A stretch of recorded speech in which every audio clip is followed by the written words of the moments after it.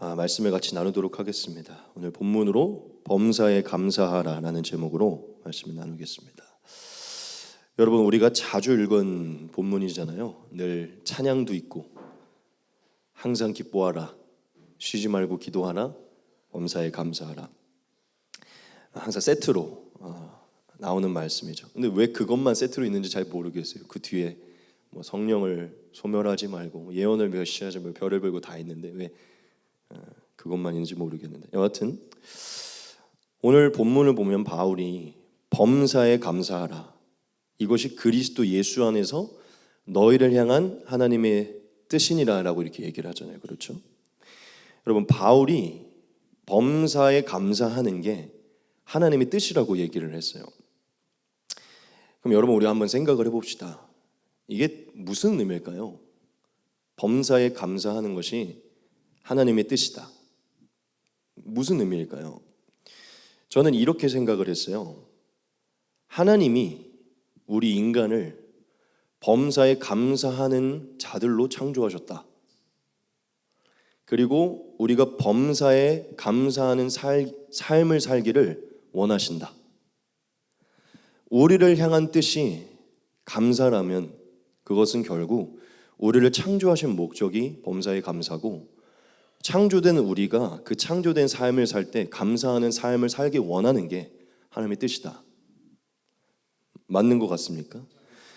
여러분, 하나님은 우리가 모든 일에, 모든 순간에 감사를 넘치는 삶을 살게 하기 위해 우리를 창조하신 거예요.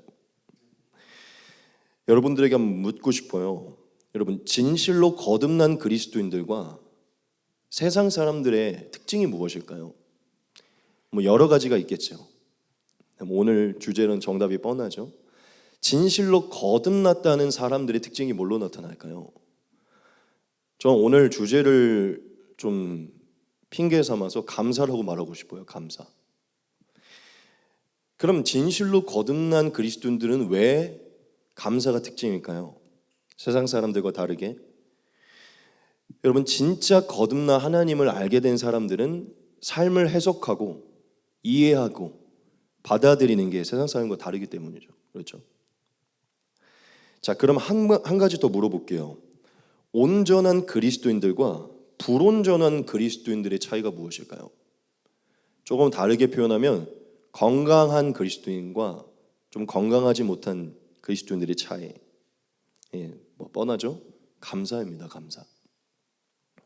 여러분, 오늘 하나님의 뜻이, 우리를 향한 하나님의 뜻이 감사라고 얘기했잖아요.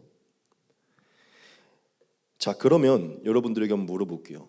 여러분, 우리가 온전한 그리스도인들이 된다는 게 어떤 의미일까요? 예수님 안에서 지으신 모습 그대로 온전히 회복되는 것이겠죠. 그렇죠? 지으셨던, 창조했던 그 뜻대로 온전히 회복되는 게 하나님의 목적이겠죠. 그렇죠? 자, 그런데 처음 창조하셨을 때 무슨 뜻을 가지고 있었다고요? 처음 창조하셨을 때 온전한 모습이 뭐였다고요? 감사하는 삶이었댔잖아요. 그럼 그리스도인이 예수님 안에서 온전한 성장과 온전한 회복을 이루면 어떤 모습이 나타날까요? 처음 하나님이 가졌던 그 뜻에 따르는 삶이 나타나겠죠. 제가 건강한 그리스도인과 건강하지 못한 그리스도인의 차이가 감사라고 했잖아요. 예수님 안에 온전하게 성장하여 건강한 길로 나아가는 사람들은 계속 태초에 지으셨던 뜻대로 회복되게 됩니다. 태초에 지으셨던 뜻은 범사에 감사하는 거기 때문에 온전한 그리스도인들의 삶에는 범사에 감사가 넘쳐나게 돼요. 그럼 불온전한 자들의 특징은 무엇일까요? 그렇죠. 회복은 되고 있는 것 같지만, 성장은 하고 있는 것 같지만 사실 감사가 나타나고 있지 않아요. 교회는 오래 다니고 오랫동안 예수님 믿고 있는 것 같지만 감사는 늘어나지 않아요. 즉, 사실 불온전하게, 건강하지 못하게 성장하고 있는 것이죠. 여러분, 온전하지 못한, 건강하지 못한 크리스천들의 특징은 감사가 없다는 것이에요. 아무리 교회를 오래 다녀도. 왜냐? 감사가 없다는 게 뭘 말해주는 거냐면 원래 태초에 지으셨던 모습들이 회복되고 있지 못하다는 걸 얘기하는 거예요. 감사가 없다는 자체가 원래 창조되었던 모습에서 벗어나고 있다는 걸 말하고 있기 때문에 그것이 불온전한 것의 특징인 것입니다. 여러분, 감사는요, 결국 그리스도인들이 온전한지 불온전한지를 나타내주는 특징이에요. 왜냐하면 감사가 그것을 나타내주고 있기 때문이죠. 여러분들에게 한번 묻고 싶습니다. 여러분, 지금 우리의 삶에 여전히 하나님을 향한 감사가 넘쳐나고 계십니까? 만약 지금 저와 여러분들의 삶에 감사가 넘쳐나고 있다면 아마 우리는 온전한 길로 나아가고 있는 것일 거예요.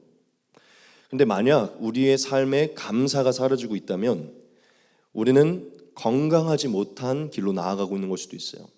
즉 제가 아까 말했듯 태초에 하나님이 원래 우리를 지으셔서 우리에게 두었던 그 뜻을 거스르면서 살아가고 있는 걸 수 있다는 것이죠.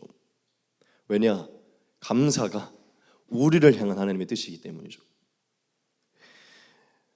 여러분, 이미 제가 오늘 나눌 주제가 무엇인지 이미 다 알고 계실 것입니다. 우리는 오늘 감사에 대해서 나눌 것인데, 첫째로 우리가 감사가 지금 존재하고 있는지 스스로 한번 점검을 해볼 거예요. 우리가 스스로를 점검하면서 내가 지금 온전한 길로 나아가고 있는지 불온전한 길로 나아가고 있는지 그것을 좀 점검해 볼 것입니다. 그리고 만약 우리가 불온전한 길에 있다면 그 원인이 무엇이고 또 그것을 회복하는 길이 무엇인가, 또 그 회복하는 길을 발견해서 다시 온전한 그리스도인으로 나아가는 그 길을 발견하는 시간을 가질 것입니다.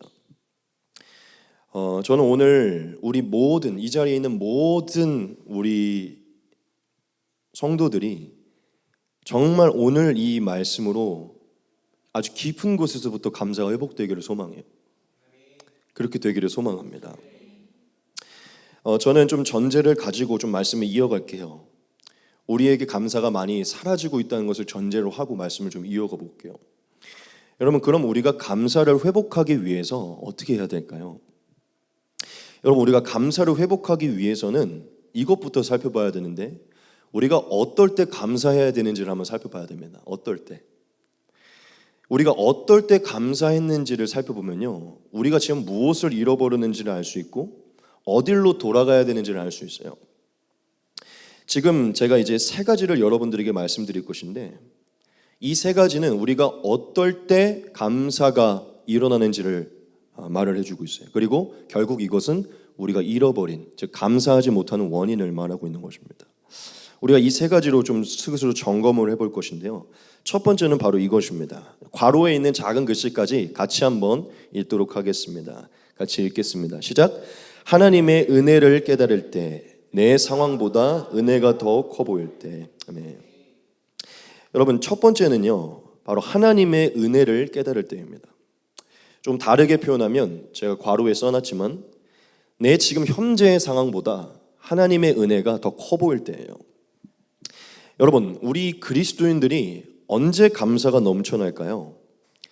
제가 돌아봤는데, 제 스스로를 한번 돌아봤는데, 또 우리 주변을 돌아봤는데 언제나 하나님의 은혜를 깊게 깨달은 때였습니다. 지금 현재의 상황보다 지금 현재의 상황을 보지 못할 만큼 우리를 사로잡는 하나님의 은혜의 물결 속에 있을 때 우린 감사가 넘쳤어요.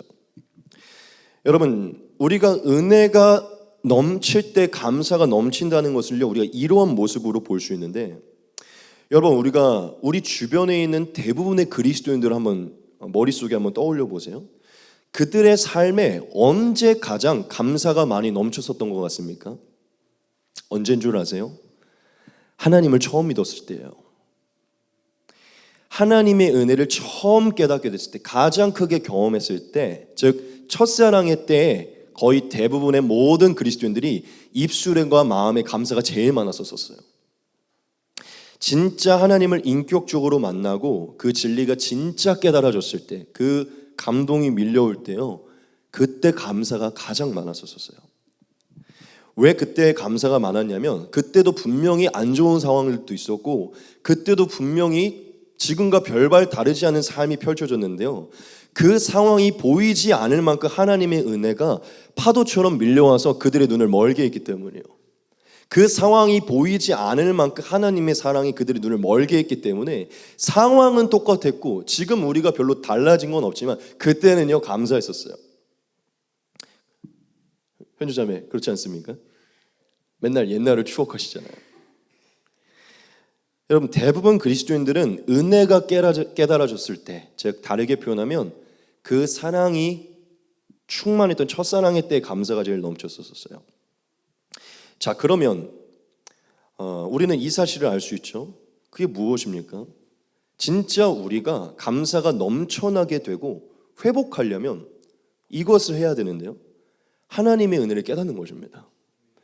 진짜 예수 그리스도의 복음과 그 진리로 말미암아 내가 어떠한 죄인이었고 이 죄인이 대체 어떠한 은혜를 받아서 어떠한 은혜로 살고 있는지가 선명하게 보일 때예요. 그게 선명하게 보이고 선명하게 믿어지고 선명하게 마음의 감동이 돼야 됩니다. 그때 우리는 감사가 일어날 것이에요. 자 그러면 뻔한 얘기지만 우리의 삶에 감사가 사라지는 가장 근원적인 원인이 뭘까요? 그렇죠. 우리의 삶에 하나님의 은혜는 여전한데 선명하게 보이지 않기 때문입니다. 그게 마음에 깨달아지지 않기 때문이에요. 동일한 하나님의 은혜가 지금은 내게 아무런 감동을 주지 않기 때문이에요. 다르게 표현할게요. 괄호에 썼던 것처럼 동일한 하나님의 은혜가 있는데 지금은 내 상황이 더 커 보이기 때문입니다. 그럴 때 우리의 삶에는 감사가 사라지게 돼요. 여러분 우리가 감사를 회복하기 위해서는 가장 첫째로 가장 우선적으로 첫 번째 대지잖아요. 무엇을 해야 되냐면 하나님의 은혜를 묵상하고 하나님의 은혜에 집중하는 삶을 살아야 됩니다. 여러분 제가 좀 이런 표현을 쓰고 싶은데 우리는 하나님의 기준에서 지극히 큰 죄인들이었어요. 믿으십니까? 마치 노아의 때에 홍수로 멸망을 당했던 그러한 사람들처럼 사실 우리도 지금 이 땅 위에 살 수도 없는 자들이었고 죽어야만 했던 자들이에요. 지금 여기에 있는 분들 중에 성경을 보면서 그 멸망당한 사람들을 보면서 아니 저들은 악하고 나는 선하지 라고 생각하는 사람은 없을 거라고 믿습니다. 여러분 성경에서 멸망당한 자들에는 다 우리를 말하고 있는 것이에요. 원래 그게 우리가 당해야 했던 멸망이라는 것이죠. 여러분 노아의 때 홍수를 당해 멸망했던 자나 지금 우리나 사실 하나님 기준에서는 다 동일한 죄인이에요. 무엇을 말하고 싶냐면 하나님의 은혜가 없었으면 우리는 지금 여기서 이미 홍수로 죽었었어야 돼요. 여러분 지금 우리는 다 죽어야 마땅한 자들이고 이 땅 위에 없어야 되는 자들인데 지금 우리가 무엇을 하고 있습니까? 이 땅 위에 살고 있어요. 그렇죠? 어떻게 우리가 지금 여전히 그들과 별반 다를 것 없는 죄인인데 살아가고 있습니까? 멸하시지 않겠다는 하나님의 은혜 때문이죠. 여러분 지금 이 세대에는 하나님을 모르는 자들이 많고 하나님을 섬기지 않는 자들이 많고 수많은 죄와 우상 숭배가 있고 하나님을 분노하는 수많은 더럽고 추악한 일들이 많이 있어요. 제가 어제 알고리즘으로 떠서 미국의 BBC에서 버닝썬 사건을 다시 오픈을 시켰어요. 알고리즘에 떴어요. 아주 추악한 그 마약 성매매 클럽 안에서 여러분 이 세대는 지금 하나님 보시기에 홍수로 다 멸해야 되는 삶을 살고 있어요. 우리는 그 정도까지는 아니라고 말할 수 있겠지만 우리의 내면도 사실은 드러만 안 냈지 우리의 내면도 그렇게 버닝썬처럼 더러워요. 자 그런데 하나님 보시기에 이 땅은 다 그러한 삶인데 어떻게 여전히 새 날이 밝아지고 있습니까? 어떻게 여전히 새 아침이 찾아오고 새 태양이 뜨고 새 달이 밝고 이른 비와 늦은 비가 내리고 새 곡식이 열리고 새 과일이 열리고 새 양식이 생깁니까? 하나님 기준에 이 세상은 없어져야 되는데 왜 이게 여전히 유효하게 지금 진행되고 있냐는 것이죠. 죄인들에게 끝까지 오래 참으시고 자비하신 하나님의 은혜 때문입니다. 이 죄인들이 돌아올 때까지 기다리는 하나님의 은혜 때문이에요. 여러분 지금 하나님은 하나님 보시기에 지극히 큰 죄인들에게까지도 오래 참고 있습니다. 그들에게도 삶을 주고 있어요. 예수님을 믿는 자나 안 믿는 자나 해를 비추시고 계시고 삶을 영위할 수 있도록 참고 계신다는 것이죠. 여러분, 이것은 하나님의 은혜로 주어지는 것입니다. 더군다나 하나님을 믿지 않는 자들에게도 이런 은혜를 주는데요, 우리는 어떠한 자들입니까? 하나님의 택하심의 은혜로 구원을 받은 자들이에요. 지금 당장 죽어야 되고 영원한 형벌 속에서 살아야 되는 존재들인데, 예수님 안에서 죄를 씻김 받았고 이 땅에서부터 하나님을 믿지 않는 자들과 다르게 하나님의 보호하심을 입어 하나님의 축복을 받는 자들이 됐어요. 이 땅에서만 축복을 받습니까? 영원히 안식할 수 있는 은혜를 누렸죠. 믿으십니까? 여러분, 지금 우리가 우리의 삶의 사소한 것들에 집중함으로 인해서 불만과 불평이 나오게 되지만요, 사실 우리의 삶의 근본적이고 근원적으로 허락된 하나님의 지극히 큰 은혜를 바라보고 거기에 집중하게 되면요, 지금 우리의 삶에 나타나는 사소한 어떠함과 어떠한 문제의 여부와 상관없이 우선적으로 하나님께 감사하게 됩니다. 믿으십니까? 왜냐, 여러분, 근원적이고 근본적인 은혜를 바라보게 되면 내가 지금 존재하고 있는 자체가 감사해요. 내가 지금 살아있는 자체가 감사합니다. 내가 삶을 허락받았다는 그 자체가 감사해요. 저는 입에 바른 소리가 아니라 정말 하나님을 다시 믿게 됐을 때 제가 하나님께 무엇을 느꼈는지, 제가 23살에 제대로 거듭났잖아요. 모태신앙이었지만 무슨 생각이 들었냐면 23살까지의 내 죄로 인해 내가 죽지 않은 것을 감사합니다. 제가 제 옛날의 과거를 돌아보니까요, 나는 그냥 죽었었어야 되는 사람. 예수님을 믿어 내가 삶이 다시 허락되었다는 것, 지금 내가 살아있다는 이 삶이 다시 허락됐다는 자체가 제게 너무나 큰 감사였어요. 근데 그것만입니까? 영원한 소망까지, 아무런 소망이 없었던 제가 영원한 소망까지. 여러분, 진짜 하나님의 근원적인 은혜가 우리의 눈에 선명하게 보이면요, 지금 내가 죽지 않고 살아있다는 자체가 감사해요. 더군다나 은혜를 받아서 하나님의 자녀로 살고 하나님의 성전으로 산다? 엄청난 감사입니다. 예수님 안에 새로운 피조물로 새 삶을 허락받아 숨 쉴 수 있고 볼 수 있고 먹을 수 있고 걸을 수 있다? 감사해요. 하나님의 선하고 의로운 성품이 내 안에 일어나고 있고 열매들이 맺히고 능력들이, 은사들이 나타난다? 감사해요. 하나님의 꿈을 꿀 수 있고 하나님의 계획에 동참할 수 있다? 감사합니다. 이 허락된 삶이 조금은 고통스러울 수 있지만 이 아름다운 것을 누릴 수 있음에, 또한 이 아름다운 것이 누구로부터 나왔음을 알 수 있음이 감사해요. 여러분, 제 얘기가 너무 교리적으로 들립니까? 목사님, 그렇게까지 큰 고통 안 겪어봐서 그렇잖아요. 제가 너무 뻔한 얘기를 하는 것 같나요? 아니에요, 여러분. 이건 여러분들이 이미 알고 있는 것들이에요. 여러분들 지금보다 더 힘든 고통을 당했을 때도 하나님의 은혜 안에 있었을 때는요, 감사했었어요. 왜냐? 그것이 보이지 않을 만큼 하나님의 근원적인 은혜가 여러분들의 눈을 멀게 했었기 때문이죠.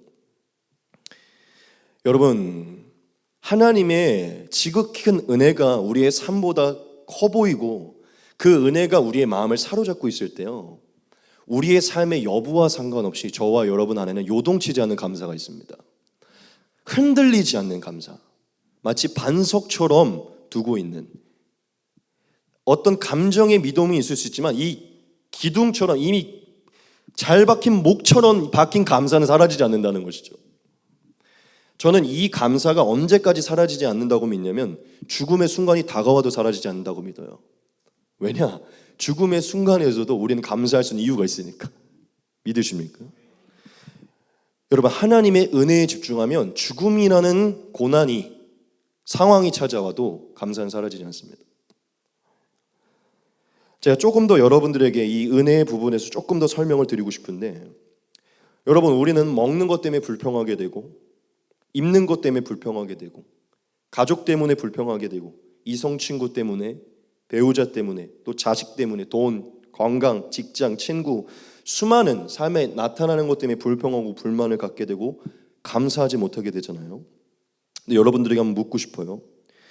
조금은 힘들 수 있고 불평스러울 수 있어요. 그런 요인들이 있을 수 있지만 여러분들에게 삶을 허락하기 위해 십자가의 고통을 당하신, 십자가 위에 올라가신 그 예수님의 은혜를 믿고 그 은혜로 말미암아 허락받은 삶을 감사하게 여겨서 조금 고통스러울 수 있으나 이 삶을 영위하며 감사하며 살겠습니까? 아니면 역으로 여러분들이 예수님을 그 십자가에서 내리고 여러분이 그 십자가 위에 올라가 삶을 포기하겠습니까?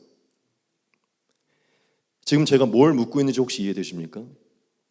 여러분, 예수님이 십자가에 달리신 이유는 자기 자신 때문이 아니에요. 그렇죠? 누구 때문에 달리신 것이죠? 우리 때문에 달린 것이잖아요.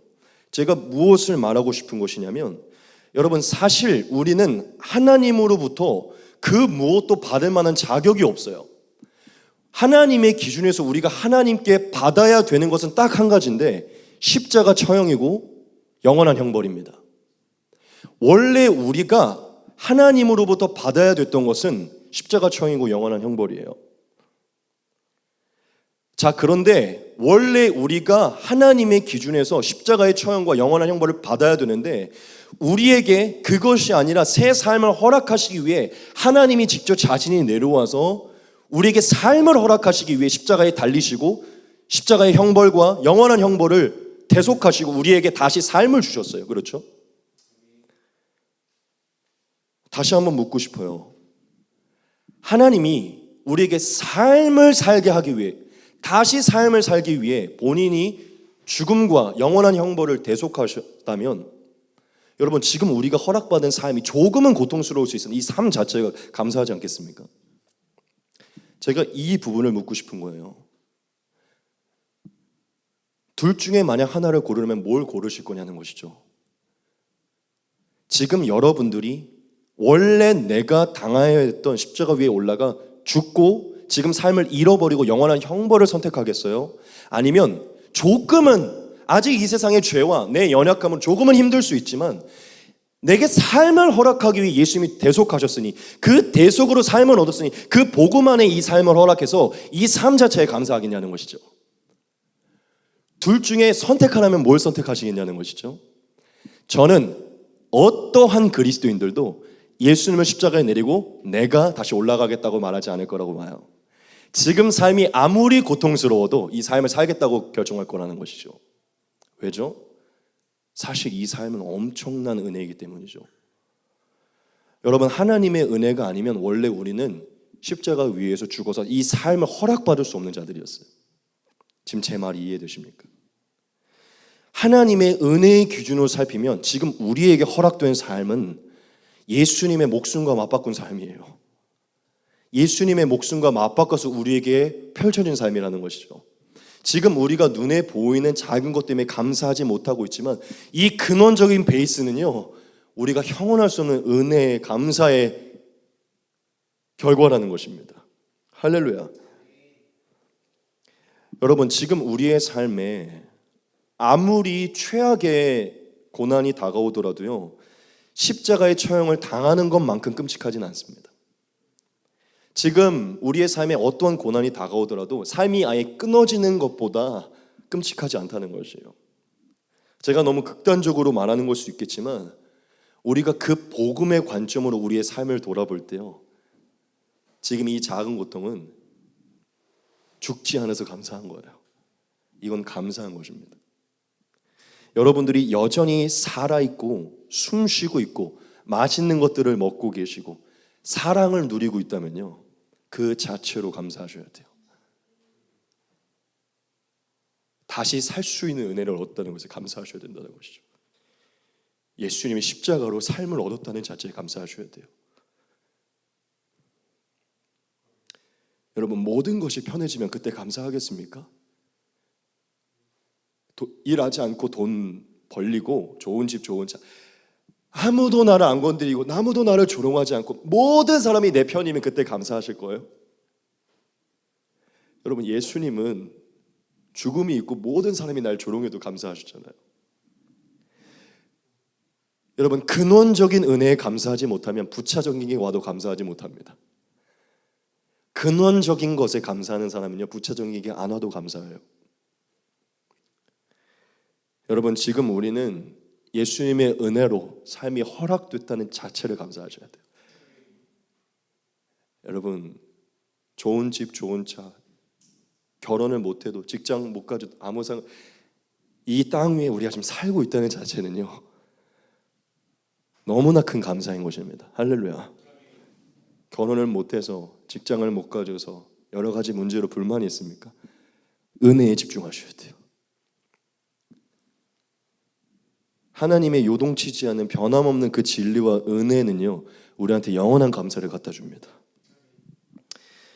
여러분, 우리가 하나님의 은혜를 깨닫지 못할 때 감사가 사라져요. 은혜를 깨달을 때 감사는 회복되게 됩니다. 여러분, 이것을 말씀드리고 싶어요. 감사란 은혜에 집중하는 크기와 은혜에 감동하는 크기와 비례한다는 것입니다. 우리가 얼마나 은혜에 집중하고 은혜의 마음에 감동을 갖고 그 은혜의 물결에 마음을 적시고 있느냐에 따라 감사의 삶이 나타나기도 하고 그렇지 않을 수도 있다는 것이죠. 여러분, 저도 삶에 고난이 있고 제 상황에 집중할 때가 있지만 같이 요청드리고 싶어요. 우리가 너무 작은 일에 집중하지 않기를 바랍니다. 크신 하나님과 크신 복음에 집중하기 원합니다. 예수님의 은혜의 소식과 복음의 소식에 집중해서 이 사소한 것쯤은 십자가 위에서 맞바꿈으로 허락받은 이 삶 자체에 감사하기를 소원합니다. 할렐루야. 여러분, 하나님의 은혜에 집중하여 허락된 삶 자체를 감사히 여기고 감사로 회복하시기를 바랍니다. 두 번째는 바로 이것입니다. 같이 한번 읽겠습니다. 시작. 하나님의 선하심을 깨달을 때, 내 상황보다 하나님의 능력이 더 커 보일 때. 아멘. 두 번째는 하나님의 선하심을 깨달을 때예요. 여러분, 우리가 또 언제 감사가 사라질까요? 하나님의 선하심을 의심할 때입니다. 여러분, 우리가 하나님의 선하심을 의심할 때 그 의심하는 순간 감사가 사라지겠대요. 무슨 얘기냐면 지금 내가 감사하지 못하는 이 상황과 환경들이 하나님의 선하신 손 안에 있음을 믿지 못하고 의심할 때요. 그리고 이 상황과 환경이 어떤 좋은 것보다는 그냥 절망적으로 끝날 것 같은 생각이 들 때 감사가 사라집니다. 여러분들에게 한번 재밌는 질문을 한번 드려볼게요. 예를 한번 들어볼게요. 여러분, 지금 우리의 눈앞에 어떤 감사하지 못하는 어떤 상황들이 있을 수 있잖아요. 문제가 있다고 생각을 해봐요. 제가 그것 때문에 감사하지 못하고 계속 문제가 있는데 꿈에 갑자기 하나님이 찾아오셔서 지금 네가 걱정하고 있는 그 문제, 너의 삶의 가장 완벽한 선으로 내가 반드시 이루어줄 거야 라고 꿈에 나와서 말씀하신 거예요. 그리고 꿈의 환상으로 정확하게 그 감사하지 못한 상황 이후에 이루어질 최고의 완벽한 모습을 환상으로 보여주신 거예요. 그것을 이미 우리가 계시로 알게 됐어요. 자, 그럼 이제 여러분들에게 질문을 던져볼게요. 그게 하나님의 선하심 안에 완벽한 것으로 바꿀 완벽한 모습을 알고 있다면 지금 우리가 그 감사하지 못한 그 일을 대하고 있는 태도가 이전과 같을까요? 전 달라질 거라고 봐요. 전 100% 달라질 거라고 봐요. 그게 결국 내게 가장 완벽한 곳으로 오고 있는 걸 알고 있으니까요. 똑같이 감사하지 못했던 일 앞에 여유가 생기고 기쁨이 생기고 감사가 생길 거예요. 왜냐? 이거 결국 최고로 돌아올 거니까. 답을 알고 있으니까. 그렇죠? 여러분, 제가 이 얘기를 왜 하는 겁니까? 우리의 삶에 왜 감사가 사라지냐면요, 이 내가 감사하지 못하는 상황과 환경이 하나님의 선하심에서 벗어나 있을 거라고 생각하기 때문이에요. 하나님의 선하신 손길이 늘 나와 함께하고 계시니 이 모든 것이 완벽하고 선으로 바꿀 것에 대해 의심하고 있기 때문이라는 것이죠. 자, 그럼 우리 사람이 언제 감사가 회복될까요? 그렇죠? 절대적으로 하나님의 선하심에 대해 200% 신뢰하고 있을 때예요. 모든 것을 선으로 바꾸신 하나님의 능력을 신뢰하고 있을 때입니다. 지금 내 삶 속에 감사하지 못하는 상황과 환경들이 있지만 그 모든 것보다 나와 함께 하신 하나님의 선하심이 더 커 보이고요, 그 모든 것을 선으로 바꿀 수 있는 하나님의 선한 능력이 더 커 보일 때 그 동일한 상황 속에서도 여유가 생겨요. 여러분들에게 한번 묻고 싶습니다. 정말 하나님의 선하심을 믿으십니까? 정말로 하나님의 선하심을 믿으세요? 그분의 선하심은 인간과 달라서 한치의 오차도 없고 오류도 없고 한치의 흠도 없다는 것을 진짜 믿고 계십니까? 그분은 정말 한치의 오류도 없고 흠도 없는 가장 선한 분이기 때문에 그분이 우리의 삶에 허락하는 것은 반드시 하나님의 선한 손길로 나타나는 결과를 보게 될 것을 믿으십니까? 그분이 정말 완벽한 계획을 갖고 계신데 그 완벽한 계획을 갖고 계신 분이 선하시다는 것을 믿으세요. 그래서 그 완벽한 계획은 완벽한 선으로 돌아올 것을 정말 믿으시냐는 것이죠. 또 하나 물어볼게요. 하나님이 정말 선하실 뿐만 아니라 어떠한 상황 속에서도 그 모든 것을 선으로 바꿀 수 있는 능력을 가진 전능한 분임을 믿으세요? 여러분, 인간의 눈으로 봤을 때 최악의 상황 같은 상황에 놓였을지라도 하나님 전능하셔서 그것을 단번에 바꿀 수 있는 전능한 분임을 믿으십니까? 여러분, 우리가 하나님이 선하시다는 것과 그 선하신 분이 전능하시다는 것을 믿으면요, 감사가 회복됩니다. 왜냐? 감사할 수 있는 틈이 조금씩 생기기 때문이죠. 이 동일한 상황 속에서도 하나님으로 인해 웃게 될 수 있는 상황들을 그 틈과 여유가 생긴다는 것이죠. 여러분, 예수님이 십자가에 달려 처참하게 죽으셨을 때 모든 사람들이 그것이 예수님의 삶의 최악의 결과라고 생각했어요. 인간적인 눈으로 봤을 때 예수님의 죽음은요, 예수님께 최악의 결과였어요. 그런데 여러분, 인간적인 눈의 최악의 결과였던 그 죽음이요, 하나님의 눈에서는 예수 그리스도를 향한 가장 선한 계획이었습니다. 그 죽음은요, 하나님의 선하심으로부터 나온 최선의 결과였다는 것이죠. 최악의 결과가 아니라 하나님의 기준에서 최선의 결과였다는 것이죠. 왜냐? 왜 그게 최선의 결과냐? 하나님은 그것을 선으로 바꿀 능력이 있었기 때문이죠. 여러분, 중요합니다. 하나님은요, 인간적인 기준에서는 최악인 죽음을 통해서 예수 그리스도를 온 세계의 구원자로 구세주로 세우셨어요. 인간적인 기준에서는 최악인 죽음을 통해서 그를 부활의 능력을 선포하셨어요. 하늘과 땅의 왕과 주로 세우셨어요. 인간적인 기준에서는 그 죽음은 최악의 결과였지만 하나님의 기준에서 최선의 결과로 만드셨어요. 온 인류의 모든 이름 위에 가장 뛰어난 자를 세우셨어요. 믿으십니까? 인간적인 기준의 최악의 결과가 오히려 예수님의 기준에서는 최선의 결과가 됐다는 것이죠. 그 죽음을 통해 왕과 주로 모든 이름에 뛰어난 이름을 얻고 구세주로 구원자로 온 인류 가운데 선포됐기 때문이죠. 믿으십니까? 인간적인 기준에서 최악의 결과가 예수님께는 꼭 필요했고 가장 완벽했고 가장 선을 이룬 최선의 결과였어요. 자, 그럼 한 번 더 질문을 던져봅시다. 이 예수님이 이 최악의 길을, 인간의 기준에서 이 최악의 길을 어떻게 묵묵히 스스로 걸어갈 수 있었을까요? 그 이유는 단 한 가지입니다. 예수님은 하나님의 선하심에 대해 단 1%도 의심이 없었기 때문이에요. 예수님께는 어떤 믿음이 있었냐면 하나님은 선하시니, 하나님은 한치의 흠도 없고 완벽하게 선하시니 그분이 내게 허락하신 삶이라면, 허락하신 길이라면 이건 반드시 나에게 100% 선하게 돌아올 것이다. 내게 가장 완벽한 선으로 돌아올 것이다. 할렐루야. 이게 조금은 고통스럽고 잠시 고통일지라도 하나님의 선하신 손으로부터 나온 십자가라면 이 십자가는 내게 가장 완벽한 손으로 돌아올 것이다. 할렐루야. 이것을 신뢰했기 때문이에요.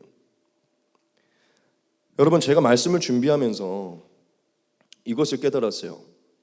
여러분, 우리가 예수님의 삶을 보면 늘 하나님께 감사하기도 하시고 감사하고 감사의 마음을 유지하시잖아요. 예수님은 하늘 보좌에서 내려오실 때부터 뭘 알고 있었죠? 죽을 걸 알고 있었어요. 그렇죠? 모든 걸 아시니까 내려오실 때부터 뭘 알고 있었을까요? 누가 팔 것도 알고 있었고 나를 어떻게 조롱할지 다 알고 있었어요. 33년 동안 내가 얼마나 큰 수모를 당할지는 하나님은, 예수님은 다 알고 있었어요. 여러분, 그걸 다 알고 있는데 어떻게 아버지께 감사 기도를 합니까? 이게 대체 어떻게 가능한 일이에요? 하나님이 선하시다는 것을 신뢰했기 때문입니다. 하늘의 보좌를 내려온 것, 조롱을 당하는 것, 결국 처참하게 죽는 그 십자가도 선하시다는 하나님의 선한 계획 안에 그것을 선으로 바꿔 하나님의 계획을 조금도 의심 없이 신뢰했기 때문이에요. 할렐루야. 사랑하는 여러분, 다시 묻고 싶어요. 진짜 하나님의 선하심을 믿으십니까? 저와 여러분들의 인생에 평생에 하나님의 선하심이 떠나지 않을 것을 믿으세요? 하나님의 선하심은 우리가 창조되기 전부터, 어머니의 모태에서부터, 아니 영원 후까지 지속될 것을 믿으십니까? 하나님은 진실로 선하셔서 우리를 향한 1%의 흠도 없는 선한 계획을 이루실 것을 믿으세요? 여러분 너무나 말씀드리고 싶어. 하나님 진실로 선하십니다. 우리를 향한 그 생각과 계획이 다 선하세요. 그분의 생각과 계획이 선하다면 우리에게 허락된 모든 것은 1%도 부족함 없이 선한 것입니다. 여러분 하나님은 선하시기에 그분의 선하심으로 우리의 삶을 보호하셔서 우리의 삶에 지금 우리가 감사하지 못하는 모든 순간까지 하나님의 선한 손길을 보는 통로로 사용하실 것이에요. 마지막으로 한 번 더 묻겠습니다. 하나님의 전능하심을 믿으십니까? 저와 여러분들이 죽음이 다가와도 이 세상의 가장 큰 고난, 고통의 문제가 뭐죠? 죽음이죠. 죽음이 와도 그 죽음을 부활과 영생의 선으로 바꾸실 분임을 믿으세요? 우리가 죽어도 부활시킬 수 있는 능력이 있음을 믿으십니까? 그렇다면 지금 죽음보다도 훨씬 더 작은 이 고통 하나님이 선으로 바꿀 것을 신뢰하시기 바랍니다. 여러분 하나님 전능하십니다. 저는 오늘 말씀을 준비하면서 이것을 정말로 깨달았어요. 그게 무엇이냐면 여러분 선하시다는 것과 전능하시다는 것은 뗄래야 뗄 수가 없는 거예요. 제가 얼마나 감사하던지 선하신 분이 전능하세요. 전능하신 분이 선하세요. 선하신 분이 전능하시고 전능하신 분이 선하시기 때문에 우리의 삶은 모든 것이 선으로 바꿀 것입니다. 할렐루야. 여러분 선하심과 전능하심은 뗄래야 뗄 수가 없어요. 그분이 선하시고 전능하시고 전능하신 분이 선하시기 때문에 우리의 삶에 최악의 상황이 다가와도 최선의 결과가 나타날 수 있는 거예요. 할렐루야. 여러분 지금 저와 여러분들의 삶에 정말 예수님과 같지는 않지만 십자가를 지는 것과 같은 그런 고난의 순간들이 있잖아요. 우리의 삶에 내 나름의 십자가를 다 지고 있잖아요. 감사하지 못할 만한 어떤 십자가. 그런데 여러분 그 십자가는 반드시 선으로 바뀔 것입니다. 여러분들이 지금 지고 있는 그 십자가는 예수님이 그 십자가를 선으로 바꾸는 것을 경험하셨듯 저와 여러분들이 하나님으로부터 받은 그 십자가는요 반드시 선으로 바뀌실 거예요. 할렐루야. 여러분들이 지금 지고 있는 그 십자가, 그 감사하지 못하는 십자가에 하나님의 선하심과 전능하심을 보셔야 돼요. 그 십자가 이후에 허락될 영광을 보셔야 된다는 것이죠. 그때 저와 여러분들에는 뭐가 일어나게 되냐면 감사할 수 있는 틈과 여유가 생기고 어떠한 십자가를 지더라도 이 선으로 바꾼 하나님의 선하심을 신뢰함으로 감사가 나오게 됩니다. 여러분 전 단호하게 말합니다. 오늘 2024년 5월 이 설교 가운데 여러분들에게 말하고 싶은데 인생의 어떠한 십자가를 지더라도 저와 목회를 이 교회를 같이 섬기지 않더라도 어느 곳에 가서 어떤 십자가를 지더라도 하나님의 반드시 손으로 바꾸십니다. 하나님의 선하신 손에서 벗어나지 않아요. 어떤 십자가를 지더라도 감사하시기 바랍니다.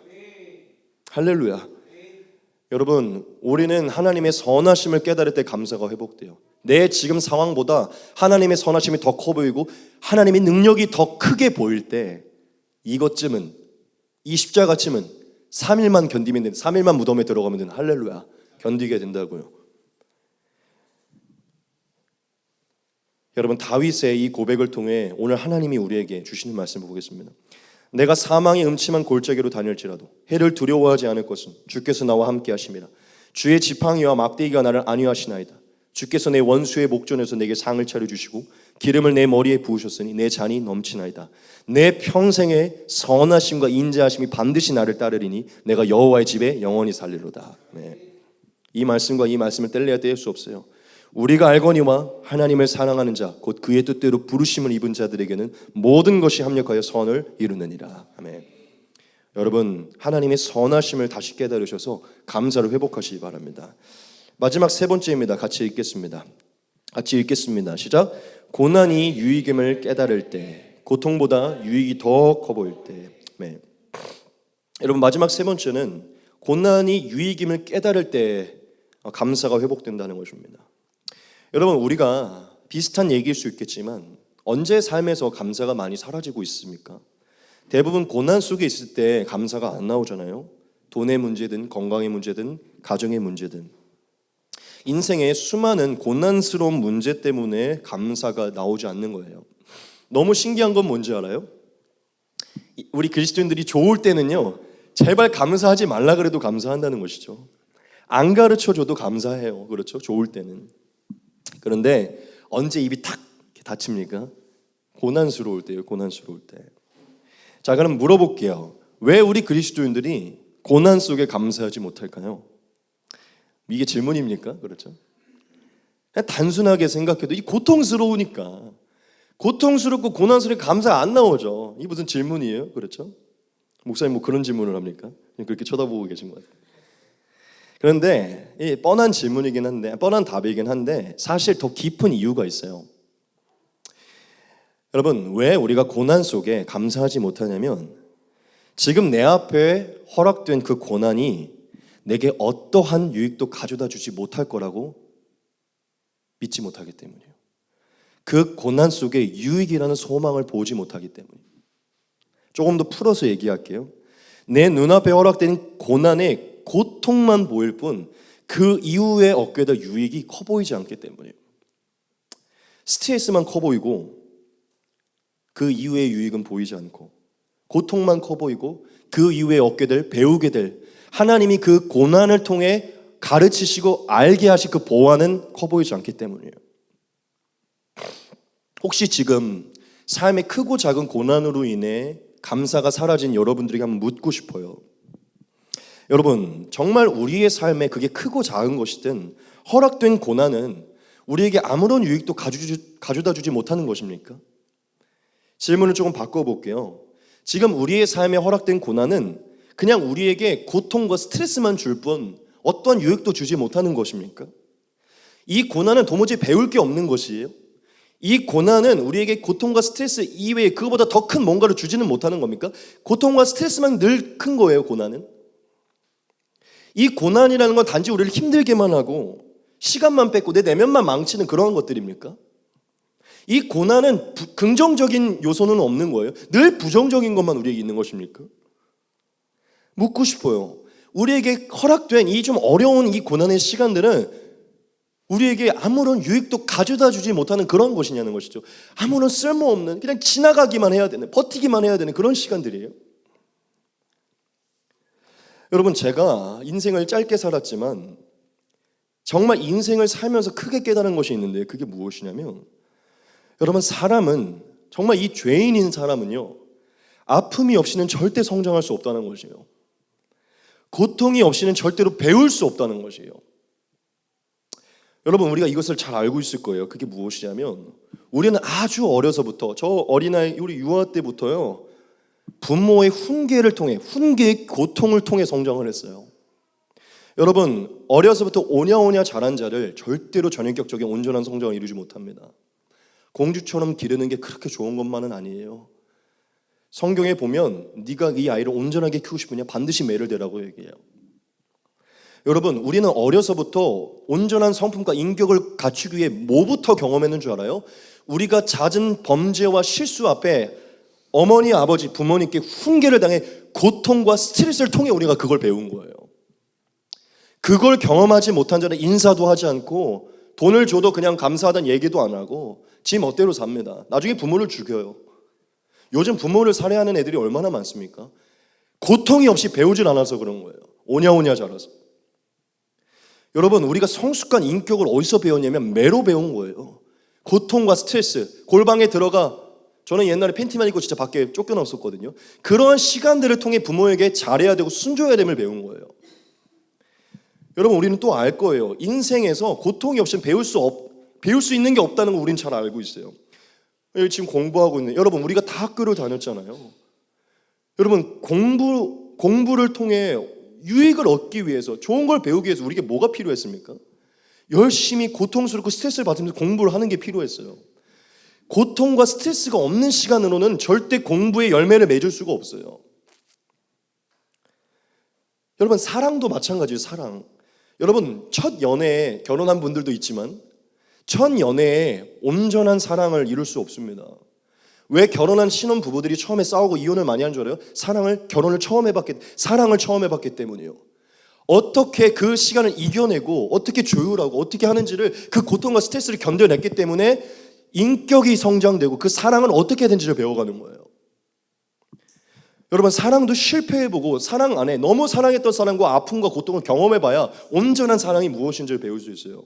청소년들은 감정적인 사랑으로 사랑인 줄 알고 처음에 감정적인 사랑으로 결혼했다가 그 사랑 때문에 이혼하는 거잖아요. 사랑은 감정이 아니구나. 일도 마찬가지죠. 여러분 처음에 어딘가를 취직했을 때 단번에 다 처음부터 잘하셨나요? 유학도 갔을 때 처음부터 잘했겠어요? 가서 외로움도 경험하고 혼도 당하고 계속 질타도 받고 권면도 당하고 처음 일자리 가면 계속 고통과 스트레스 속에서 배우는 것이잖아요. 그게 없이 여러분 뭔가 늘어난 적이 있습니까? 고통과 스트레스가 없이 고난이 없이 뭔가 늘어났던 적이 있어요? 한순간도 없어요. 고통과 스트레스 없이 늘 수 있는 게 있는데 유튜브 보는 거예요. 살찌는 것입니다. 빚만 늘어나는 것이에요. 빚 늘어나고 살찌는 거, 아무 할 것 없이 TV 보는 거, 이건 늘어날 수 있어요. 여러분 고통 없이 배우는 것은 다 짐승과 같은 것입니다. 다 인간에게 아무런 유익이 없는 것이에요. 하지만 고통을 통해 배우는 것은요, 다 인간에게 유익을 갖다 줘요. 성장을 만든다는 것이죠. 여러분 요즘 청소년 아이들 정말 경제관념이 없는데, 여러분 이 돈에 관하여서도 뭔가를 배우고 성장하려면, 돈의 경제관념을 배우려면 뭘 해야 됩니까? 더 이상 부모님께 용돈을 받던 것이 끊고, 와 단돈 100원 주는 것도 진짜 100원 버는 것도 어렵구나. 삶에 나가서 현장에서 공주처럼 잘했든 안 잘했든 상관없이 현장에 나가서 치고받고 알바를 하면서 모욕도 당해보고 커피도 쏟아보고 손해배기 모욕도 당해보면서 돈을 벌어봐야 이 돈의 소중함을 알 수 있는 거예요.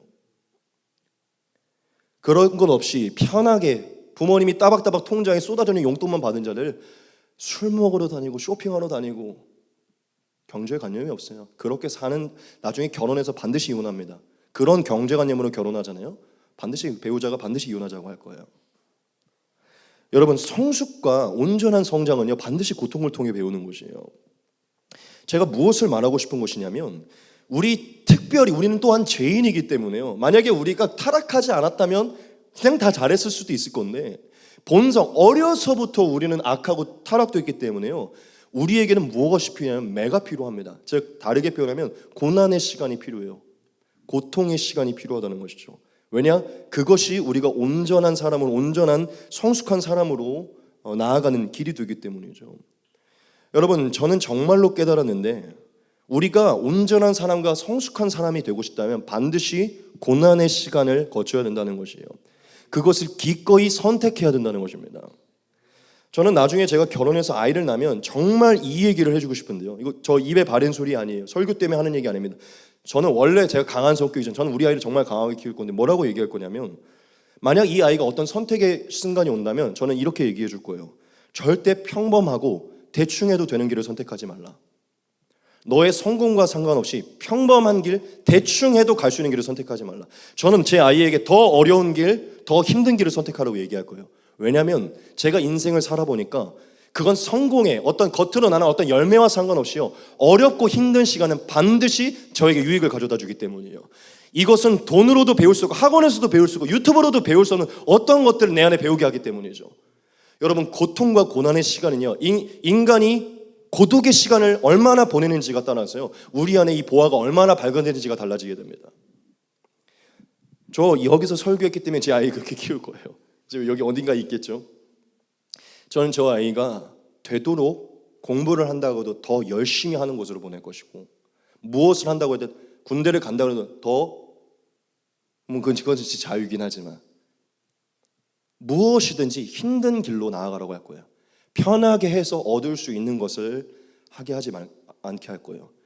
저는 제가 지금 개척하는 지도 벌써 4년이 됐는데요, 열매는 여러분들이 너무나 큰, 정말 1000명, 10,000명보다 더 큰 열매들이죠.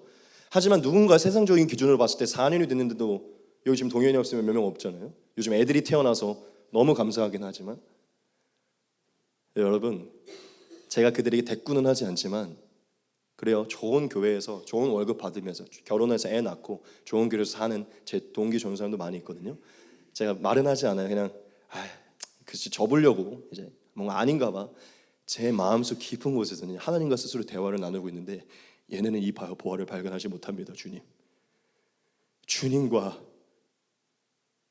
같이 있는 시간 속에서 발견한 이 보화를 얘네는 발견하지 못합니다. 그렇다고 그게 잘못됐다는 것은 아니에요.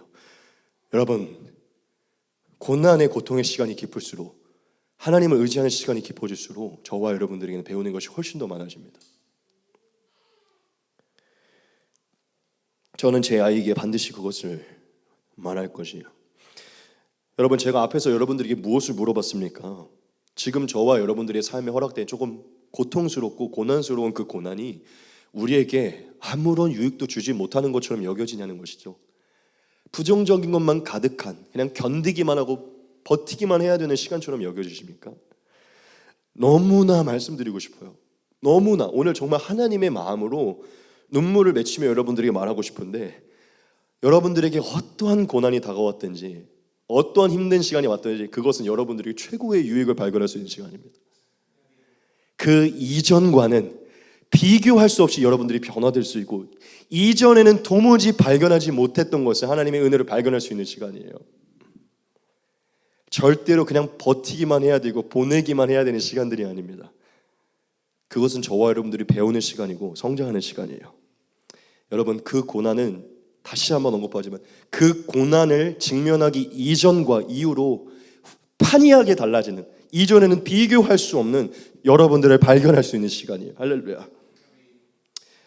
여러분, 유명한 박영선 목사님께서, 강해 설교로 유명한 분이 여러분 잘 모를 수도 있어요.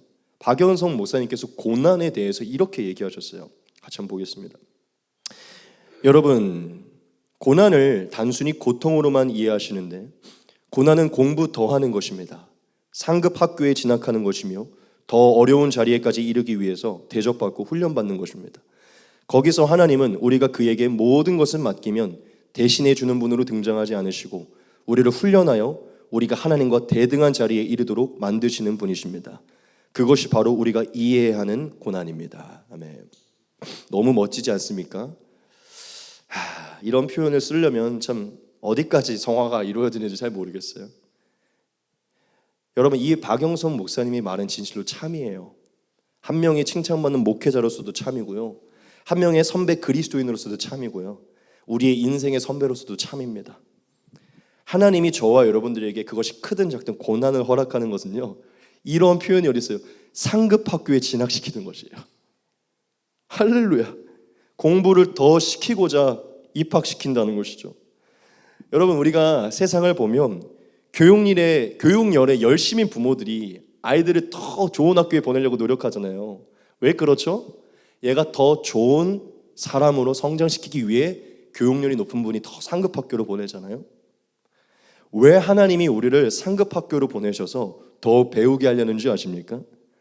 그 고난을 통해서 이전에는 배울 수 없었던 하나님의 생각, 하나님의 마음, 하나님의 고난의 심정, 하나님의 사역을 배워서 우리가 하나님의 아들 예수 그리스도와 같은 자로 만들기를 원하시기 때문이에요.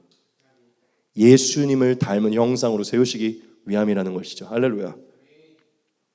여러분, 만약 우리가 삶의 십자가를 지는 고난을 한 번도 당해보지 않는다면, 누군가를 위해 나 자신을 죽이고 희생하는 이 삶을 한 번도 경험해보지 못한다면, 당연히 우리가 예수님의 마음을 다 이해할 수는 없겠지만 우리의 삶에 그러한 순간이 한순간도 없다면 우리가 어떻게 예수님의 마음을 닮아 알아갈 수 있겠습니까?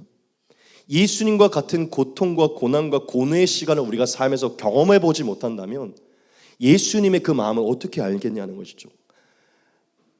예수님 안에서 저도 평안하고 우리가 축복이 가득하길 원하지만, 여러분, 그러한 삶만 가득한 자는요, 사실 예수님의 삶이 어색할 거예요. 예수님을 표면적으로만 알게 될 것이라는 것이죠.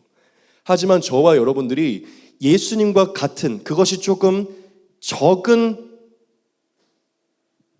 모습일 수 있겠지만, 그 크기의 차이가 있을 수 있겠지만, 작더라도 예수님과 같은 그 모습으로 그런 삶을 허락받아 살아가는 삶이 우리에게 허락된다면요, 그것은 저와 여러분들이 예수님을 배울 수 있는 길이 되는 것입니다.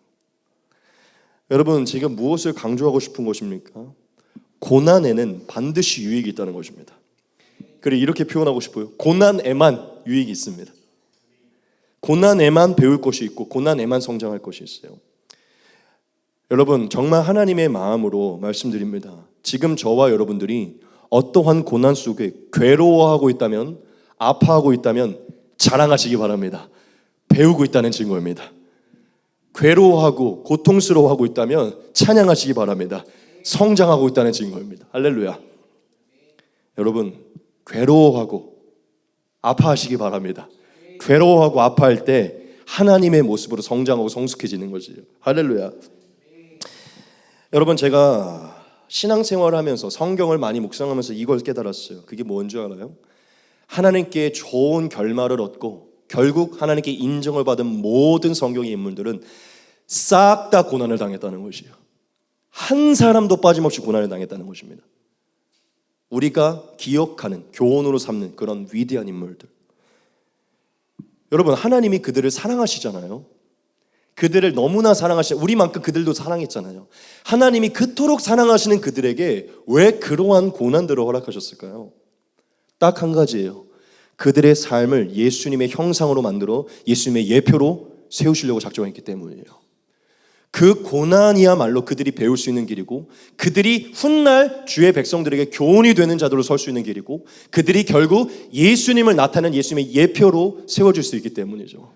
아브라함도, 이삭도, 야곱도, 요셉도, 모세도, 다윗도 다 고난 중에 하나님을 경험하고 하나님을 배우고 예수님의 형상에 이르는 자리까지 이르러 우리에게 예수님의 예표라는 칭호를 얻은 자들이 된 것이에요. 그들에게 고난이 없었다면 그들은 예수님의 예표로 그러한 정말 놀라운 칭호를 얻을 수 없는 불쌍한 자들이 됐었겠죠. 여러분, 하나님이 그토록 사랑하시고 그토록 자신을 계시하기 원했던 그들에게 더 큰 고난을, 여러분, 요셉과 같은 고난이 있습니까? 더 큰 고난을 주신 이유는요, 하나님이 심술궂어서 할 일이 없어서 그냥 얘가 어떻게 하나 보자 하기 위함이 아니라 그들을 향해, 그들이 그 당하는 고통을 하나님도 마음 아파하지만 그 고난을 지났을 때 그가 성장한, 그 고난을 지났을 때 그가 완성된 아름다운 모습을 너무나 선명하게 보고 있었기 때문이에요. 그러므로 우리는 이 사실을 알아야 돼요. 하나님이 더 큰 계획을 가지고 있는 자마다 더 큰 고난을 반드시 허락하실 것이라는 것이죠. 하나님이 더 큰 계획을 갖고 있는 자마다 더 빨리 고난을 허락할 것이라는 것이죠.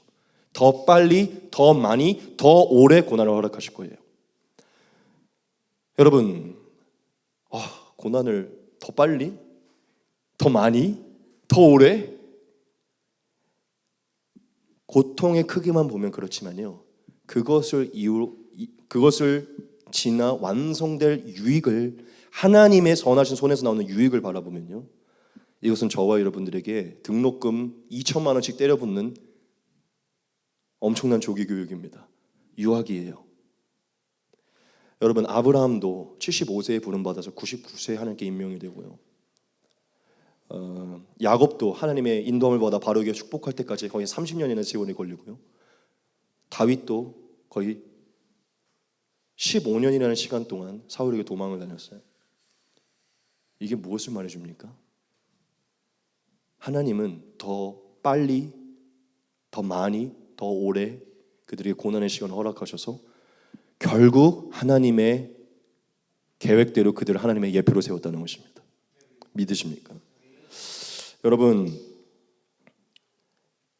하나님은 성경의 모든 인물들에게 고난을 허락하셨다는 것을 믿으셔야 돼요. 왜냐하면 그 고난으로 그들이 인격의 성장을 이루고 하나님의 모습까지 이르러, 오늘 아까 박영선 목사님, 우리를 훈련하여 우리를 하나님과 대등한 자리로, 하나님의 아들과 같은 자리로, 할렐루야. 이 대등하다는 표현, 전 너무 빨려 들어갔어요. 우리가 이 고난을 통해 하나님과 대등한 자리까지 이룰 수 있도록 하기 위해 이 고난을 허락하는데요, 더 대등한 자리로 이르게 하긴 자는 이게 더 빨리, 더 많이, 더 오래 고난을 허락하실 수 있다는 것이죠. 그게 성경이 말하고 있는 진리이기 때문이에요. 하나님이 그토록 사랑하셔서 완성하기 원하셨던 성경 인물들에게 하셨던 하나님의 사역이라는 것입니다. 여러분, 다윗이 이 하나님의 놀라운 은혜를 깨닫고, 하나님, 내게 기름은 부었는데 왜 빨리 왕자리에 안 줍니까? 왜 15년이라는 시간 동안 이렇게 고난을 주십니까? 처음엔 그렇게 얘기했겠죠. 그래서 시편에 많이 불평을 썼겠죠. 나중에 다윗이 이것을 선포합니다. 그 모든 시간들을 돌아보면 이것을 선포해요. 시편 119편 72편입니다. 고난 당한 것이 내게 유익이라. 이로 말미암아 내가 주의 율례들을 배우게 되었나이다. 아멘. 고난 당한 것이 결국 유익임을 깨닫고 고난을 통해 하나님의 말씀을 배우고 하나님의 자리에 이르렀다는 것을 고백해요. 여러분, 우리의 삶에 우리가 감사하지 못하는 순간은 대부분 고난스러운 순간이에요. 이 고난이 내게 유익으로 다가올 것을 바라보지 못하기 때문에 감사가 안 나오는 것입니다. 하지만 여러분, 우리의 삶에 고난을 맞이할 때 이 고난 이후에 얻게 될 유익과 또한 이 고난을 통해서 얻게 될 유익을 우리가 계속해서 집중한다면요, 이 고난 속에 스치듯 다가오는 고통과 스트레스는요, 사실 그것보다 작다는 것을 깨닫게 될 것이에요. 그 엄청난 보화로 인해 그 엄청난 하나님의 유익을 위해 이것쯤은 견딜 수 있는 것임을 보게 될 것이라는 것이죠. 그것을 보게 될 때, 이 고난 속에 내가 성장하게 되고 발견하게 될 유익이 얼마나 큰지를 보게 될 때 우리는 또다시 감사할 틈이 생기고 감사가 일어나게 되는 것입니다. 이제 놀라운 말씀 하나 띄우고 이제 세 번째 대주도 마칠 것인데요, 여러분, 우리의 본이 되시고 우리의 길이 되시는 예수님도, 배울 것이 없어 보이는 예수님도 무엇을 통해서 그가 배우셨는지 알아요? 고난을 통해서 배우셨어요. 이 말씀 같이 보겠습니다. 그는 육체에 계실 때 자기를 죽음에서 능히 구원하실 이에게 심한 통곡과 눈물로 간구와 소원을 올렸고 그의 경건하심으로 말미암아 들으심을 얻었느니라. 그가 아들이시면서도 받으신 고난으로 순종함을 배워서 온전하게 되셨은즉 자기에게 순종하는 모든 자에게 영원한 구원의 근원이 되시고 하나님께 멜기세덱의 반차를 따를 대제사장이라 칭하심을 받으셨느니라. 아멘. 여러분, 하나님은 예수님도 배우게 하시기 위해, 그 순종함을 배우게 하시기 위해 고난을 허락하셨대요. 그 고난을 통해 온전하게 만드셨대요.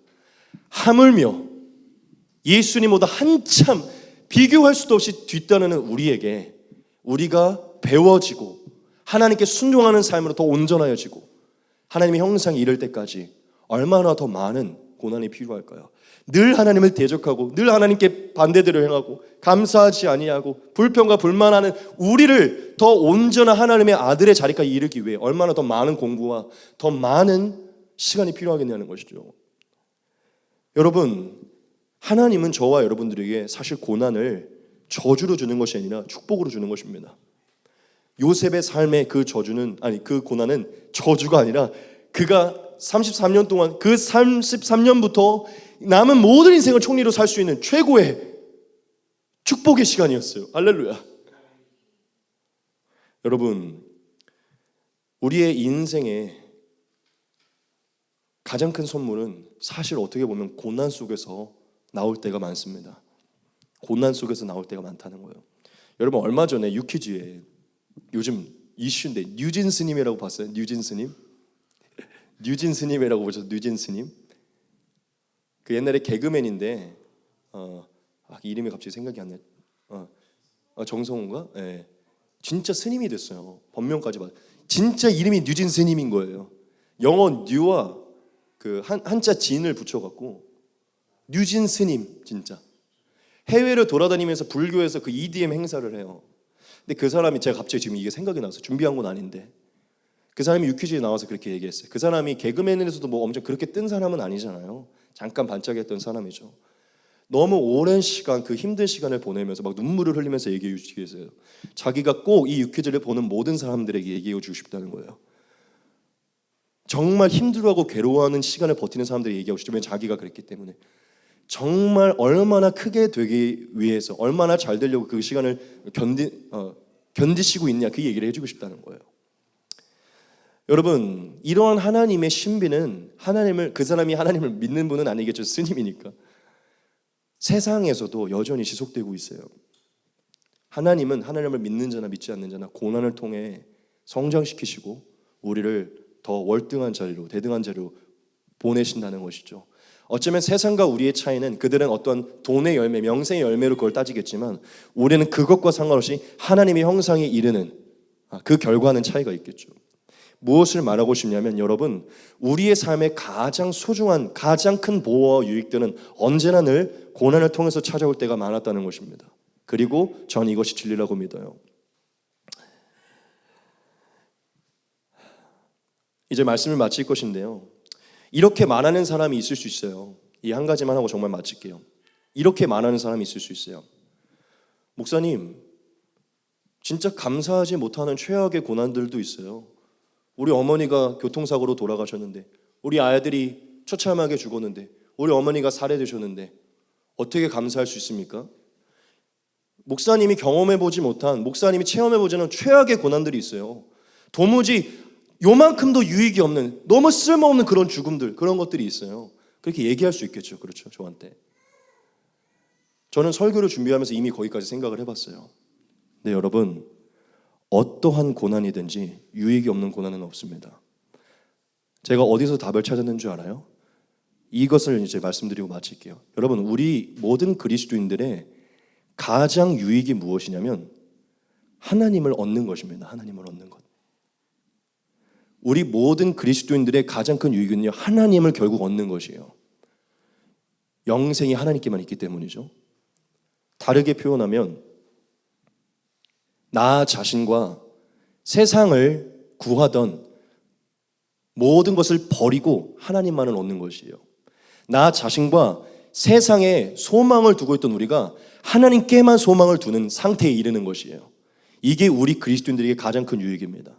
믿으세요? 이해하실지 모르겠지만 여러분, 어떠한 최악의 고난이 다가오더라도 우리가 그 고난을 통해 하나님을 한 번 더 바라볼 수 있다면요, 한 번 더 하나님을 부르짖을 수 있다면요, 한 번 더 하나님께만 소망이 있구나. 어머니에게도, 자식에게도, 내 돈에게도, 내 명성에게도, 이 땅에는 어떠한 소망도 없구나라는 것을 발견해서 하나님께만 소망이 있다는 것을 발견하잖아요. 어떠한 고난이든지 유익이 됩니다. 믿으세요? 이 땅 위에 소망을 두고 있기 때문에 그 고난이 유익이 되지 못한다고 생각하는 거예요. 여러분, 어떠한 고난이든, 그것이 어머니가 돌아간 것이든 아이가 당연히 인간적으로 우리는 너무나 슬프겠죠. 그 모든 것을 통해 하나님께 한 발짝 더 나아갈 수 있다면, 그것 때문에 하나님께 한 발짝 더 다가갈 수 있다면, 그것 때문에 하나님께 더 사랑하며 예수님을 더 사랑하는 자료, 하나님만을 소망하는 자료로 나아갈 수 있다면 그건 우리에게 지극히 큰 유익이에요. 하나님은 우리에게 어떠한 우상도 없기를 바라시기 때문이죠. 왜 우리가 하나님께 감사하지 못하는 줄 압니까? 그게 우상이었기 때문이에요.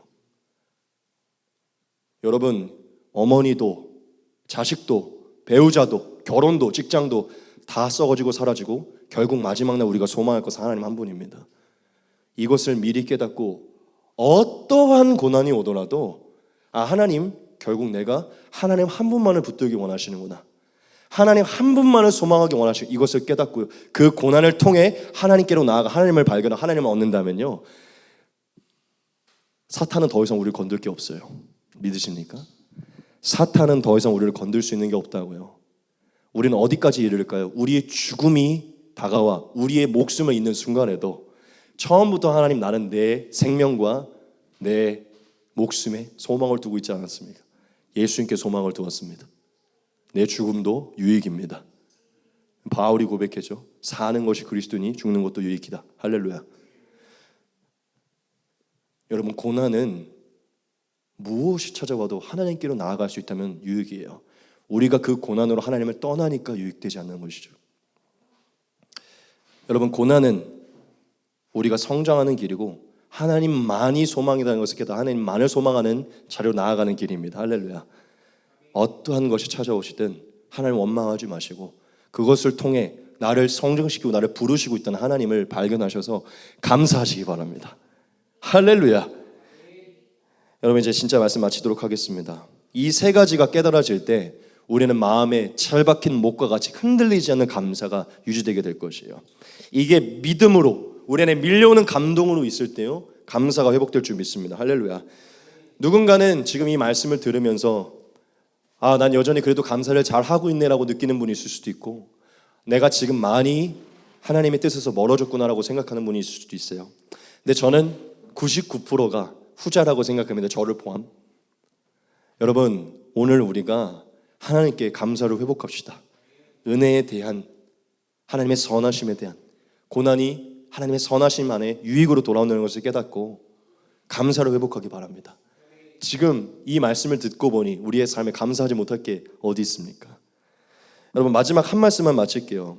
하나님이 이 말씀으로 감사를 올리는 자가 나의 구원을 볼 것이다라고 말씀하신 적이 있어요. 보겠습니다. 감사로 제사를 드리는 자가 나를 영화롭게 하나니 그의 행위를 옳게 하는 자에게 내가 하나님의 구원을 보이리라. 아멘. 여러분, 감사는 하나님을 영화롭게 하는 길입니다. 고통 속에 있더라도, 죽음 앞에 있더라도 감사하는 것은 하나님을 영화롭게 하는 길이에요. 하나님은 그 감사하는 자에게 하나님의 구원을 보이실 것입니다. 감사하는 자에게 더 하나님을 계시하고 하나님의 은혜를 베푸시고 하나님의 구원을 보이실 거예요. 여러분, 어떠한 상황 속에 있더라도 하나님 영화롭게 하셔서 구원을 발견하셔야죠. 할렐루야. 하나님의 뜻을 온전히 이루셔서 하나님의 뜻에 합당한 자가 돼서 이 땅에서 하늘에서 하나님의 구원을 얻는 감사하는 자 되시기 주님을 축복합니다.